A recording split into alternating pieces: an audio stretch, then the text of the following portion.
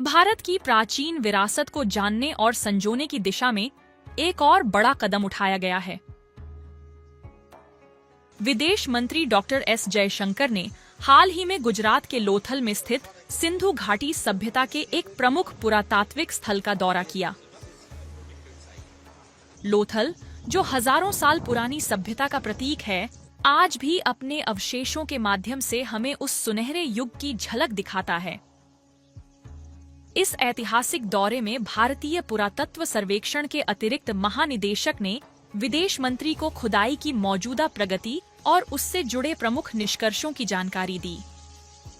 लोथल को खास तौर पर उसके डॉकयार्ड, ड्रेनेज सिस्टम और एडवांस्ड टाउन प्लानिंग के लिए जाना जाता है, जो यह साबित करता है कि भारत की सभ्यता कितनी प्राचीन और उन्नत रही है। विदेश मंत्री ने national maritime heritage complex (NMHC) के आगामी स्थल का भी दौरा किया।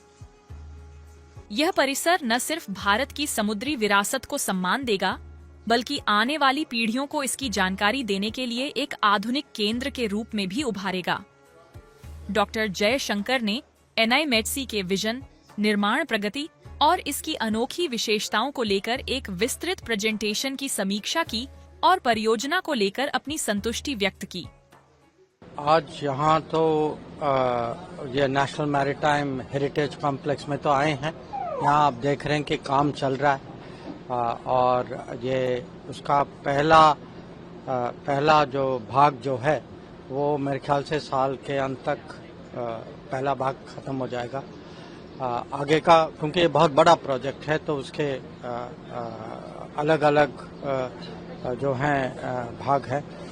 तो उसके पहले मैं वहाँ जो लोथल का जो बहुत मशहूर साइट है, जो डॉक, जिसके बारे में हम लोगों ने माने स्कूल और कॉलेज में उस समय से पढ़ा है, तो उसको देखने का अवसर मिला।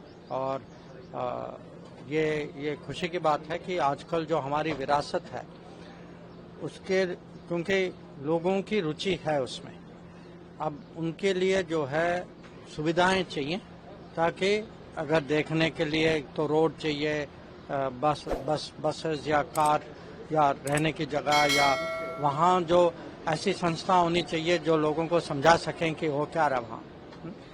तो वहाँ भी गए, उसके बाद यहाँ आए और मुझे यहाँ तो पूरा विश्वास है कि ये जो प्रोजेक्ट बहुत बड़ा प्रोजेक्ट है, ये हमारे विरासत, हमारे इतिहास, हमारी संस्कृति का एक प्रकट है और ये भी आगे का भविष्य, क्योंकि हम जो हैं, हम मैरीटाइम पावर कहलाते हैं। और आप देख रहे हैं कि आजकल हमारे यहाँ सागर और अब महासागर की नीति भी अपना रहे हैं। हमारे विदेश नीति का एक वो बहुत महत्वपूर्ण स्तंभ है। तो मुझे पूरा विश्वास है कि ये प्रोजेक्ट बहुत अच्छा निकलेगा और उस माने स्केल पे बनेगा, और उसकी जो पूरी जो रचना जो होगी वो ऐसी रचना होगी जो पब्लिक को भी समझ आएगा, देश को बहुत गर्व होगा इस संग्रहालय पर।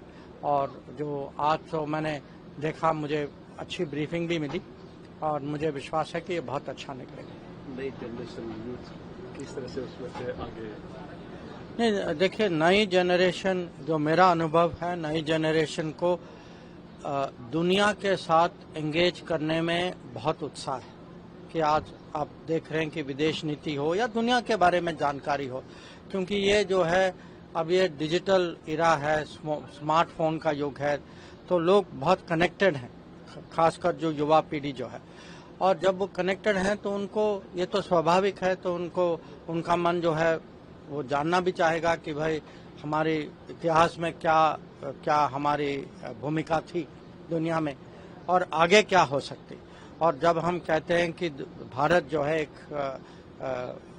किस्म से दुनिया में एक लीडिंग पावर बने, और जो युवा पीढ़ी के लिए हम ग्लोबल वर्क प्लेस तैयार कर रहे हैं और हमारी खुद जो है मैरीटाइम क्षमताएं जो हैं वो बढ़ रही हैं, तो मुझे लगता है कि ये एक किस्म से समय के लिए बहुत फिट है कि ऐसे म्यूजियम इस समय बने।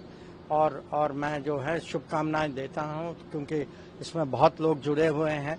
ये सब मिलजुल के ये बहुत बड़ा प्रोजेक्ट है।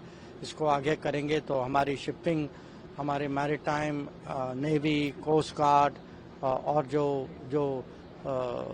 जो लोग इसको बना रहे हैं, तो ये सब मिलजुल के इसको बनाएंगे और मुझे पूरा विश्वास है बहुत अच्छा बनेगा। विदेश मंत्री एस जयशंकर का यह दौरा भारत की प्राचीनता और आधुनिकता के संगम का प्रतीक बनकर उभरा है, जहां अतीत को समझने और भविष्य को संवारने का संकल्प एक साथ नजर आता है।